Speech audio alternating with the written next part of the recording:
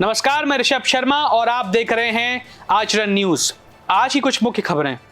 Canada ने भारत पर लगाए गंभीर आरोप। आज जम्मू कश्मीर के श्रीनगर और कटरा में प्रधानमंत्री मोदी की रैली। पीएम को खरगे की चिट्ठी का जवाब नड्डा की तरफ से। बारिश से फिलहाल राहत। भारत ने पहले दिन जल्दी खो दिए 3 विकेट। आइए जानते हैं इन सभी खबरों को विस्तार से।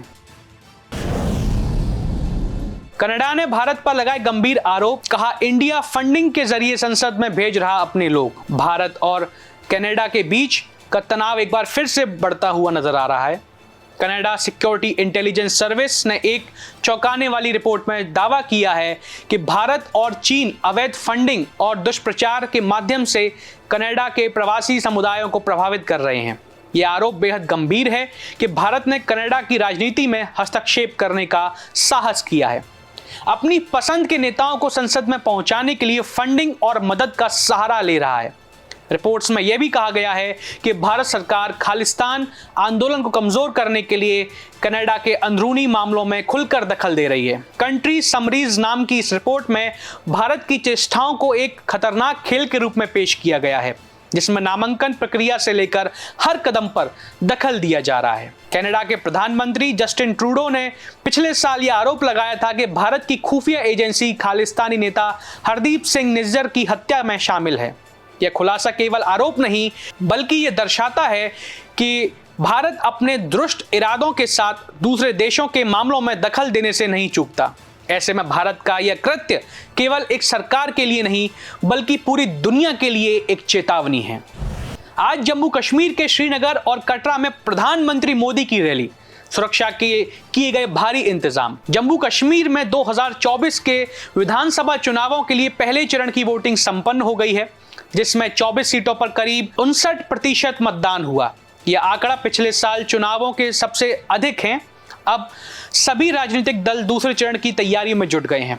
इसी क्रम में आज प्रधानमंत्री नरेंद्र मोदी श्रीनगर और कटरा में 2 चुनावी रैलियों को संबोधित करेंगे। इन रैलियों में वह पार्टी के प्रत्याशियों के लिए समर्थन मानेंगे। पीएम मोदी की रैलियों के लिए सुरक्षा के व्यापक इंतजाम किए गए हैं।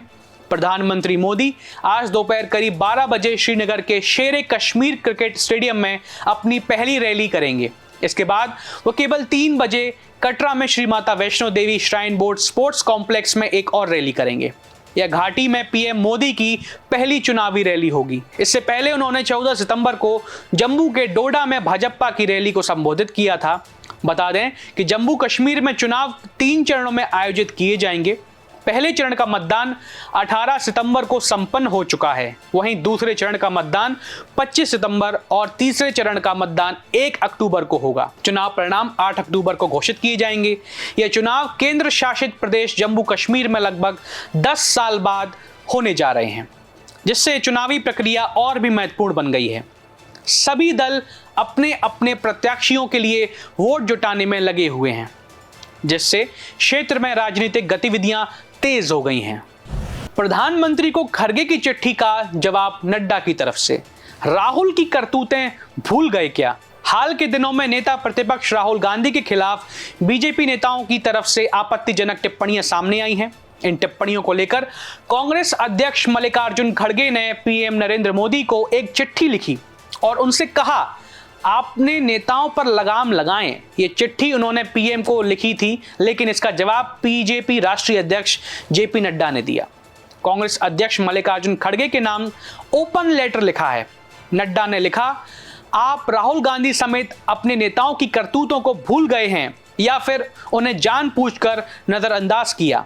बीजेपी अध्यक्ष ने अपनी चिट्ठी में खड़गे से पूछा कि जिस व्यक्ति का इतिहास ही देश के प्रधानमंत्री समेत पूरे ओबीसी समुदाय को चोर कहकर गाली देने का रहा हो, जिसकी मानसिकता पूरा देश जानता हो, उस राहुल गांधी को सही ठहराने की कोशिश आप किस मजबूरी के चलते कर रहे हैं?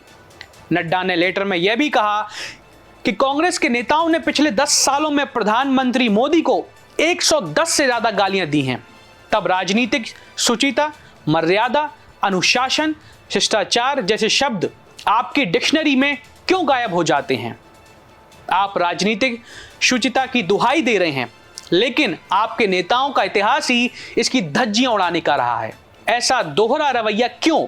उन्होंने आगे लिखा, अगर मैं उदाहरण गिनाने लग जाऊं तो आपको भी पता है कि उसके लिए अलग से किताब लिखनी पड़ेगी।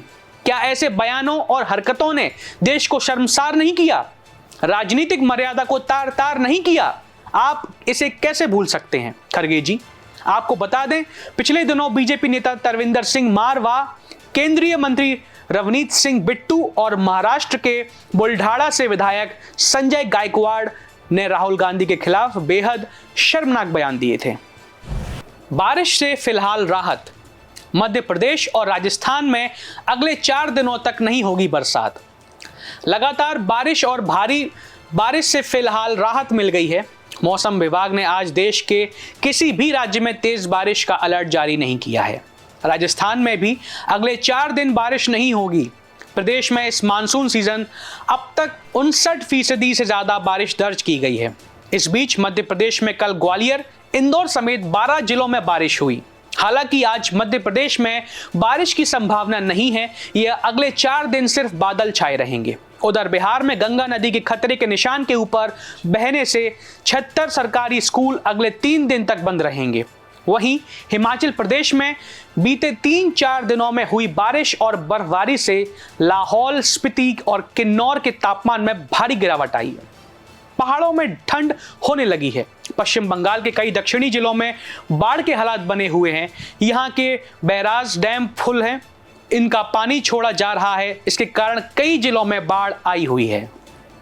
भारत ने पहले दिन जल्दी खो दिए अपने 3 विकेट। फिर ऋषभ पंत और यशस्वी जायसवाल ने संभाला मोर्चा। भारत और बांग्लादेश के बीच टेस्ट सीरीज का पहला मुकाबला चेन्नई के एम ए चिदंबरम स्टेडियम में खेला जा रहा है। बांग्लादेश ने टॉस जीतकर पहले गेंदबाजी करने का निर्णय लिया, जो कि पिच की स्थिति को देखते हुए एक समझदारी भरा कदम था। पहले दिन का खेल समाप्त होने से पहले भारत ने लंच तक 3 विकेट खोकर 88 रन बना लिए हैं। आज मैच की शुरुआत में बांग्लादेश के तेज गेंदबाजों ने शानदार प्रदर्शन किया। हसन महमूद ने अपने पहले ही ओवर में दबाव बनाना शुरू किया और भारतीय बल्लेबाजों को अपनी स्विंग और उछाल से परेशान किया। कप्तान रोहित शर्मा का विकेट गिराने के बाद शुभमन गिल भी 0 पर आउट हो गए। इसके बाद विराट कोहली का भी विकेट महमूद ने चटकाया, जिससे भारतीय टीम संकट में पड़ गई। हालांकि इस मुश्किल समय में यशस्वी जायसवाल और ऋषभ पंत ने भारतीय पारी को संभाला। दोनों ने मिलकर एक मजबूत साझेदारी की और स्थिति को संभालते हुए 50 रन से अधिक की साझेदारी की। जायसवाल ने 37 रन बनाए, जबकि पंत 33 रन पर नाबाद हैं। यह जोड़ी न केवल रन बनाने में सफल रही, बल्कि बांग्लादेशी गेंदबाजों पर दबाव भी बनाए रखा। ऋषभ पंत का यह मैच विशेष महत्व रखता है, क्योंकि वह 1.5 साल के बाद टेस्ट क्रिकेट में वापसी कर रहे हैं। उनकी बल्लेबाजी में दिखी आक्रामकता और संयम ने दर्शाया कि उन्होंने अपनी तकनीक पर काम किया है और वे इस फॉर्मेट में खुद को साबित करने के लिए तैयार हैं। देश दुनिया की सभी खबरें देखने के लिए जुड़े रहिए आचरण न्यूज से। आचरण न्यूज, हर कदम आपके साथ।